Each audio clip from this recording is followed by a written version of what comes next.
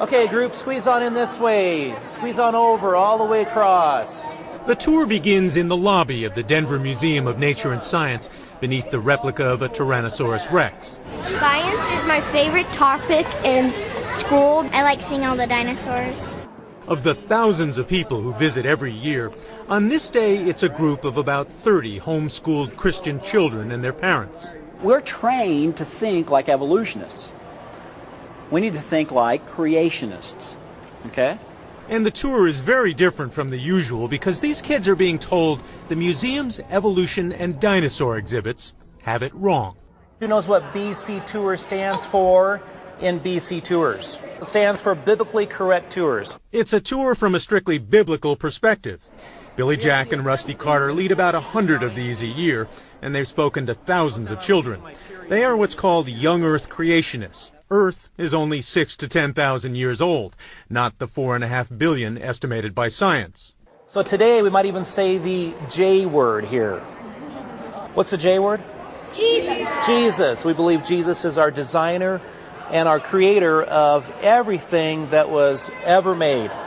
They explain that life is not the product of billions of years of evolution, but created by God in 6 24-hour days. They say Adam and Eve walked the earth with dinosaurs. And there was no such thing as death, not even meat-eating animals, until Eve ate fruit from the tree of knowledge. So, for instance, they say that Tyrannosaurus Rex, with those enormous ripping teeth, was designed to eat vegetables. If this creature was designed to eat meat from the very start, what would he have to do until Adam and Eve sinned and death entered the world? What would he have to do? Fast and pray for the fall. Is that likely? And the answer is, everybody look at me and say, no. Try that with me. No. Their timeline for their 6,000-year history is a little hazy. Before the flood, there was a period there which we believe people lived to be 800, 900 years old, maybe almost 1,000 years old. So how long was that? How many generations of 800-year-old people did we have? I haven't thought of that. Without doing the math, I think there's about 6 or 7. And doing the math, that would take about 5,600 years, during which people lived roughly 800 years. So from Adam to Noah, I think it's about 1,000 years. I could be wrong about that. They point to all those bones and fossils in the museum, probably the product of Noah's flood. They dismiss many exhibits as artwork, not science. And again, are you seeing any scientific evidence here? No. No. What are you seeing? Artwork. It's a great fairy tale, but it's not good science. Taking these children and parents to an exhibit on how the first sparks of life might have come about, they say that evolution cannot be observed or scientifically verified. Evolution and creation are both just what they call worldviews. Both are philosophies, both a leap of faith. Where did the material come that made the Big Bang? And they say it has always been in existence. That's their step of faith. Is evolution a religion?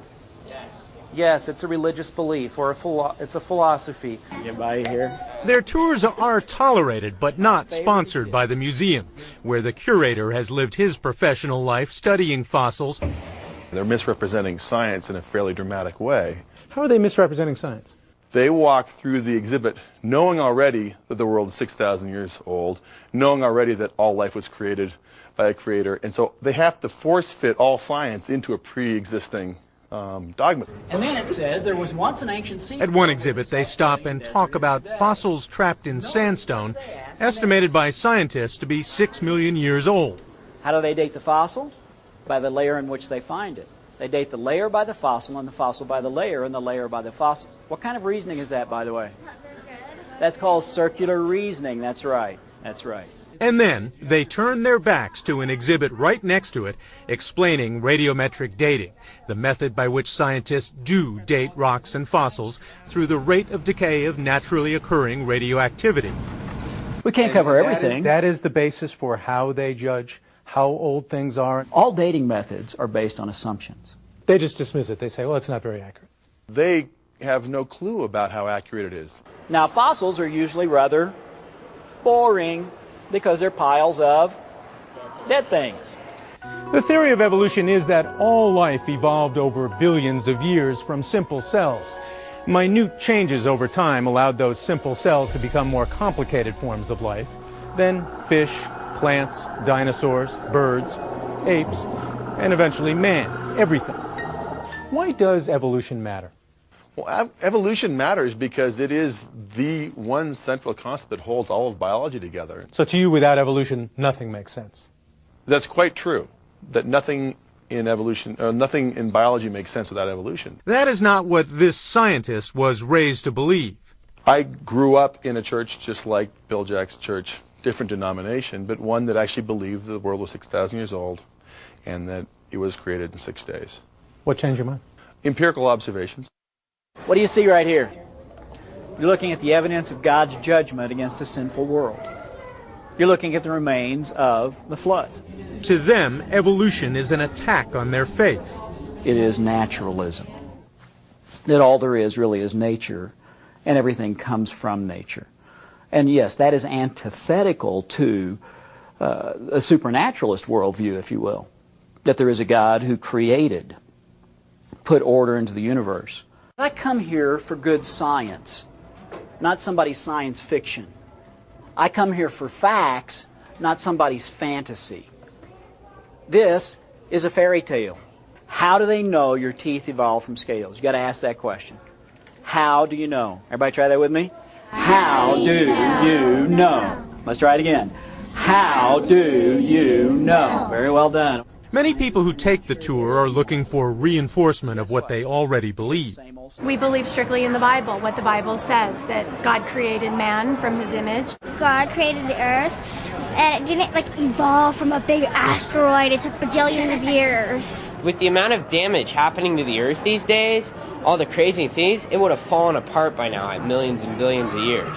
They are presenting a point of view that is diametrically opposed to what you want people to leave with. That's right, but presenting diametrically opposed opinions is a pretty American thing to do. And regardless of what the tour guide is saying, some of those kids are going to start thinking for themselves.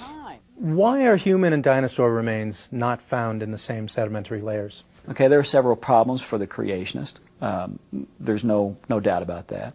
And one would be that we are to think creationally. The tour ends with a prayer. Father, thank you for reminding us that there are ways of looking at the world that are biblical. And that's the thing about the biblical view. It doesn't have to be explained by science. I've chosen to believe the God of the Bible. Now, the evolutionist has chosen not to believe the God of the Bible. So we've chosen to believe. They're both matters of faith. And to them, science that does not support their faith is not good science. How do we know that God made birds to be birds? It's in the Bible. It says it in the Bible. This is Brian Rooney for Nightline in Denver.